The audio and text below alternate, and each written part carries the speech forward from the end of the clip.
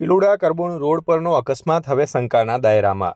વાવ-થરાદ પંથકમાં ગત તારીખ 18મીના મધરાતે પિલુડા કરબુણ રોડ પર સર્જાયેલા ગમખ્વાર અકસ્માતમાં નવો વળાંક આવ્યો છે. આ અકસ્માતમાં કરબુણ ગામના આશાસ્પદ યુવાન પિન્ટુભાઈ ભીલ સહિત 2 વ્યક્તિઓના કરુણ મોત નીપજ્યા હતા. શરૂઆતમાં તો આ એક સામાન્ય અકસ્માત જણાતો હતો, પરંતુ હવે મૃતક પિન્ટુભાઈના પરિવારજનોએ આ ઘટના પાછળ કોઈ કાવતરું હોવાની આશંકા વ્યક્ત કરતા સમગ્ર પંથકમાં ચકચાર મચી ગઈ છે. પરિવારે સીસીટીવી ફૂટેજ સાથે ગંભીર આક્ષેપો કર્યા છે. પરિવારનું કહેવું છે કે એક રહસ્યમય સ્કોર્પિયો કાર દારૂ ભરેલી ક્રેટાનો પીછો કરી રહી હતી અને અકસ્માત થતાં જ લાઇટો બંધ કરી નાસી છૂટી હતી. પિન્ટુભાઈના પિતા હવે પોલીસ પાસે ન્યાયની ભીખ માગી રહ્યા છે. શું પોલીસ આ સ્કોર્પિયોનું રહસ્ય ખોલશે કે પછી આ કેસ અકસ્માતની ફાઇલમાં જ દબાઈ જશે? મારું નામ રઘનાથ માવડી ભીલ, ગામ કરબુણ. મારો છોકરો રાતે નીકળેલો. સવારમાં ખબર પડી કે ગાડીમાં એક્સિડન્ટ થયેલો. ગાડીમાં એક્સિડન્ટ બન્યો એટલે મને ખબર પડી કેમેરા દ્વારા.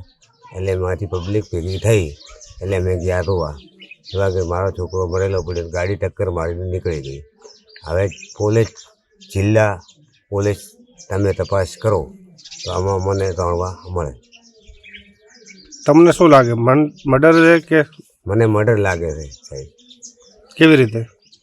મર્ડર, ગાડી ઠોકીને નીકળી ગઈ. ગાડી કઈ બાજુથી આવી હતી? ગાડી આવી હતી થરાદ બાજુ. મારું નામ ભરતભાઈ કરશનભાઈ, ગામ ઝઘડા. મારું સાસરું કરબુણ છે. પિલુડા કરબુણ હાઈવે ઉપર એક્સિડન્ટ થયો, એમાં મારા શાળાનું મોત થયું છે.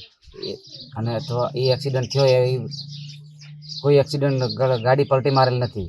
ગાડી ઠોકેલી, પાછળથી ગાડી આવી અને ઠોકેલી છે એવું કેમેરામાં દેખાય છે. અને અમે સવારમાં ગયા ત્યાં લાશ જોવા મળી હતી, જેથી અમારી માગ છે જિલ્લા પોલીસ વડાને કે વધુ તપાસ હાથ ધરે. તમને શું લાગે? અમને તો લાગે જ છે કે આ એક્સિડન્ટ થયો જ નથી, પાછળથી ઠોકેલી જ ગાડી છે એવું લાગે છે. અને ત્યાં લોકો વિચારતા કરતા હતા કે 2 ગાડીઓ હતી અને પાછળથી ગાડી આવીને ઠોકેલી છે.